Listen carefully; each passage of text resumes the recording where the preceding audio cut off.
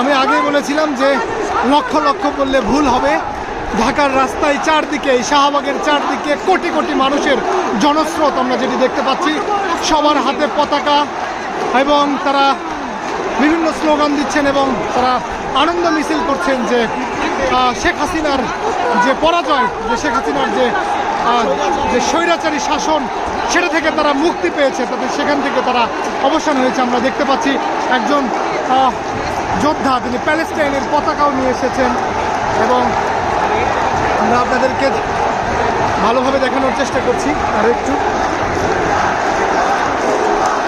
আমরা এই মুহূর্তে যেটি দাঁড়িয়ে আছি সেটি হচ্ছে শাহবাগের যে ওভারব্রিজটি রয়েছে, এই পাশে ঢাকা বিশ্ববিদ্যালয়ের যে এলাকা রয়েছে সেখানে লক্ষ লক্ষ কোটি কোটি জনতা, এবং এদিকে সায়েন্স ল্যাব মোড়ের যে রাস্তাটি রয়েছে সেখানেও রয়েছে কোটি কোটি জনতা। এদিকে বাংলা মোটর যে রোডটি রয়েছে সেই রোডেও রয়েছে লক্ষ লক্ষ কোটি কোটি মানুষ, যারা একযোগে বাড়ি থেকে বের হয়ে রাস্তায় এসেছেন। সেই দৃশ্য আপনাদেরকে দেখানোর চেষ্টা করছি যে মানে সুই পরিমাণ তিল ধারণের যে কোনো জায়গা নেই এবং তাদের কাছে আনন্দ মিছিল চলছে।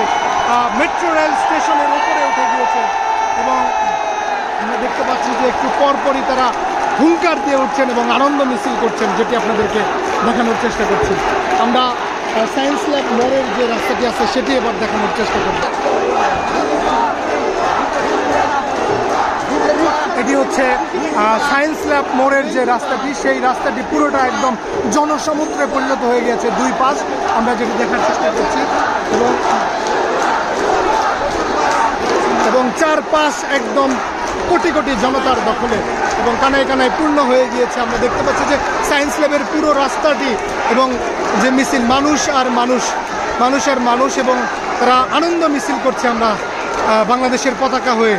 আমরা এই প্রজন্মের যেসব মানুষ, তারা আমরা যেটি 1971 সালের যুদ্ধ দেখিনি, কিন্তু 2024 সালের যেই স্বৈরাচার শাসক শেখ হাসিনার যে পতন, সেই লক্ষ্যে জনগণ আজকে বের হয়েছে। আমরা সেটি আপনাদেরকে দেখানোর চেষ্টা করব।